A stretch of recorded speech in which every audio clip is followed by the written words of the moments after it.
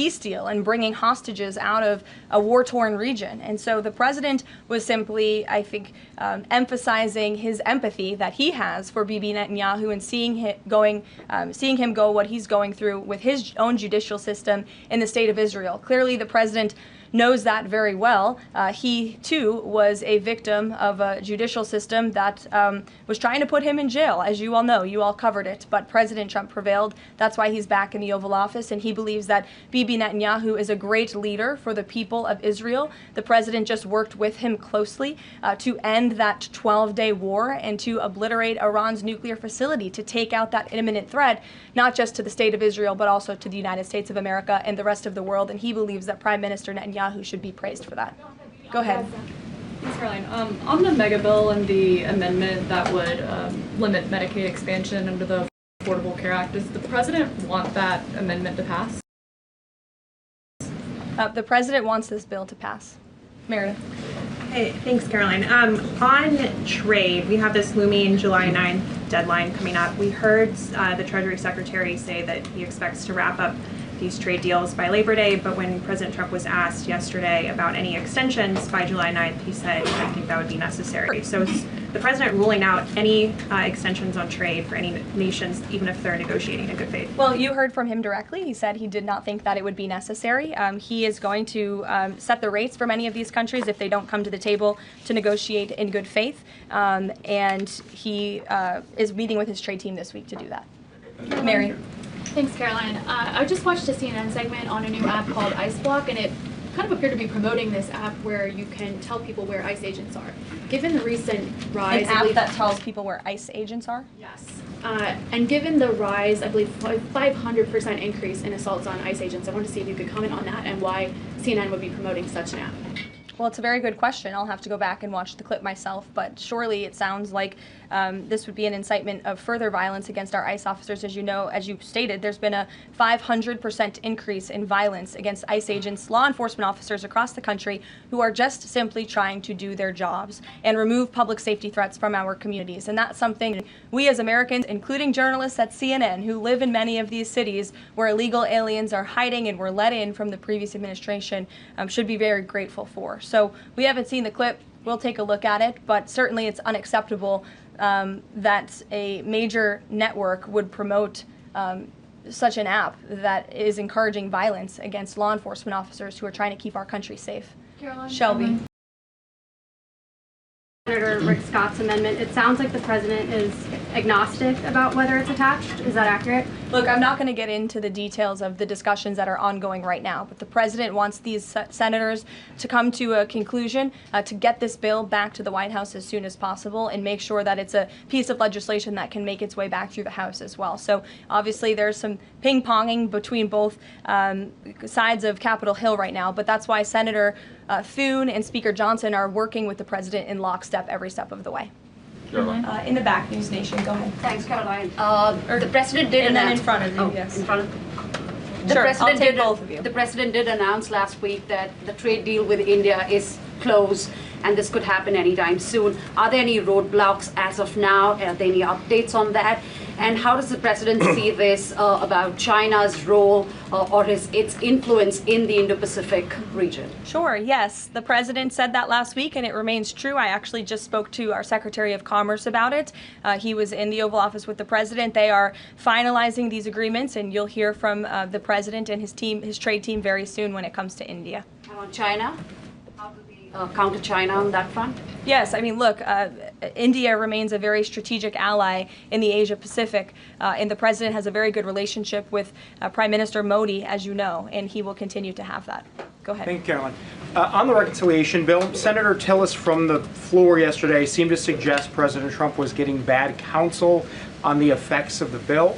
Is President Trump aware of the analyses, and there are several of these, that suggest if rural hospitals potentially close, if there are Medicaid patients in the millions that become ineligible for that?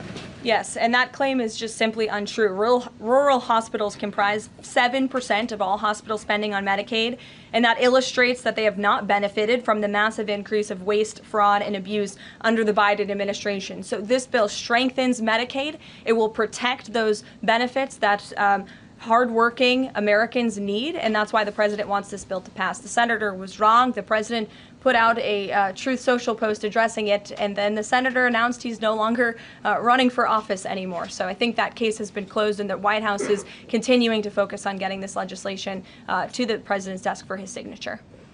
Go ahead. Yes, you. Yeah, thank you so much. Well, you and then you. There's confusion here. A question on Syria. Go ahead. Has the Syrian government get back to you that they are ready to join the Abraham Accord? Is there any discussion with the Syrian and Israeli government for having a security agreement?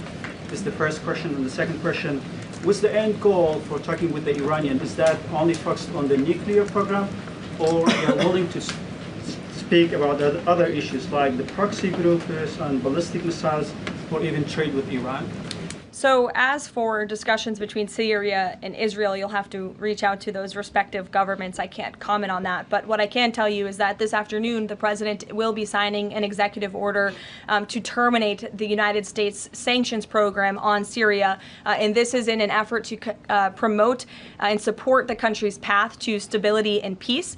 The order will remove sanctions on Syria while maintaining sanctions on the former President Assad, his associates, human rights abusers, drug traffickers, persons linked to chemical weapons activities, ISIS and their affiliates, and Iranian proxies. And this is, again, an action that the president promised and shocked the world with in Saudi Arabia, because he's committed to supporting a Syria that is stable, unified, and at peace with itself and its neighbors. The president met with Syria's new president when we were in the Middle East, as you know, and so this is another promise made and promise kept by this president to promote peace and stability in the region.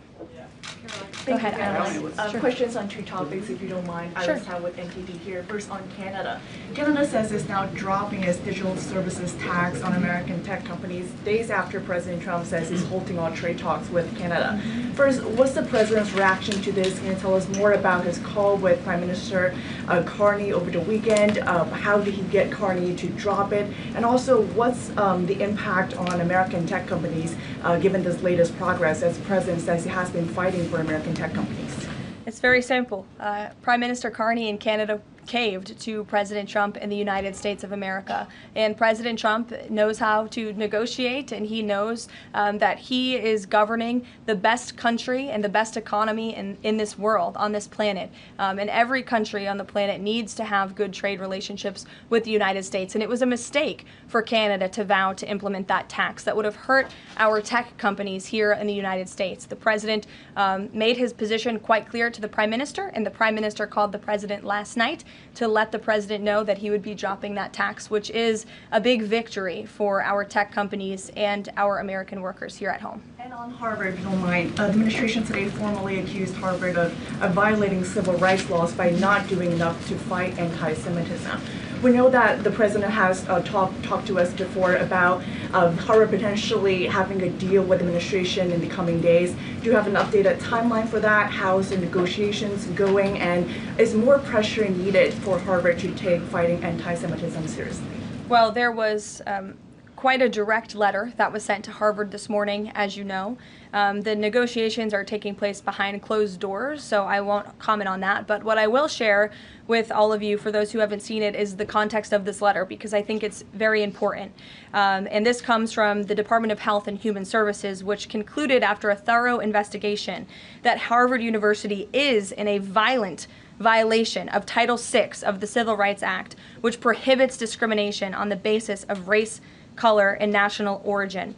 And if you read some of the content of the investigation and what they found, the majority of Jewish students reportedly experienced negative bias or discrimination on their campus, while a quarter of Jewish students at Harvard felt physically unsafe.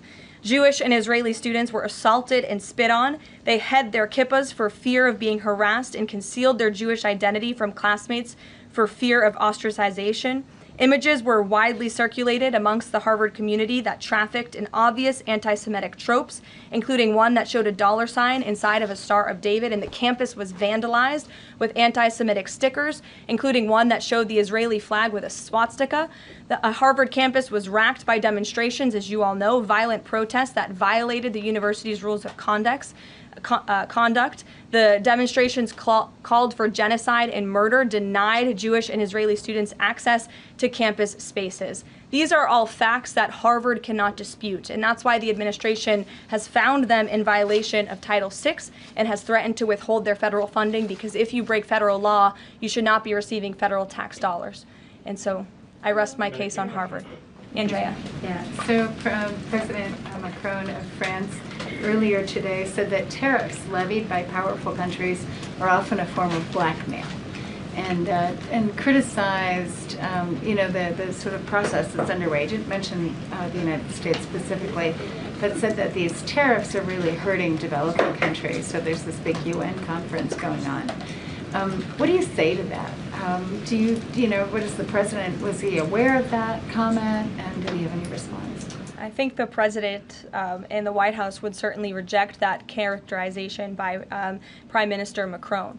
Tariffs are an effective use of presidential power to bring back the middle class, to bring back our manufacturing industry, which was the backbone of our American economy and has been hollowed out by globalist politicians who have caved to foreign countries instead of doing what's right for American workers. That's why the president is effectively utilizing his authority to wage tariffs and to utilize tariffs, and continues to be in discussions and negotiations on trade to do what's right for America. And Europe and the rest of the world might not be used to that, but President Trump is back in town, and he's going to do what's right for our people and our country. Can I just follow up on Netanyahu?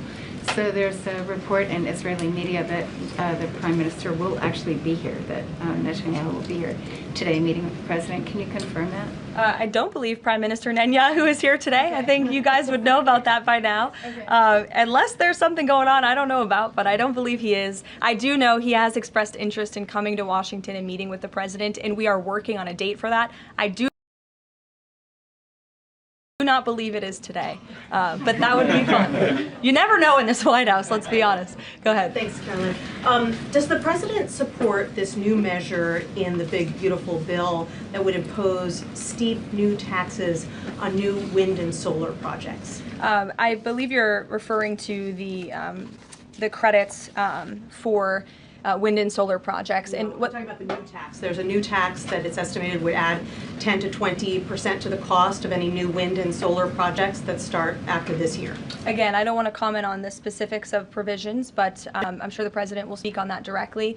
Again, this is an ongoing process. The president continues to be very much engaged with the leadership in both the Senate and the House to get this bill back to his desk. Did the president ask for that provision? Because the National Building Trades Union is saying that it's the equivalent of terminating more than 1,000 Keystone XL pipeline projects. Is that something that would concern him? Well, the president spoke on this yesterday in his interview, and he said he understands that legislators want to protect jobs in their communities and in their districts. And so he understands why some of them are against this provision, but he also understands why people want the provision. So again, this is an ongoing deliberation and discussion, and the president is engaged in this very much. Go ahead. Thanks, Caroline. We've been hearing from White House officials for weeks that you're close on trade deals with a number of countries. Can we get any update on which countries will have deals by the 9th and when there may be any announcements? I'll let the president and the trade team speak on it. Can you respond to the CBO estimate that the Senate bill would increase the deficit by nearly $3.3 trillion?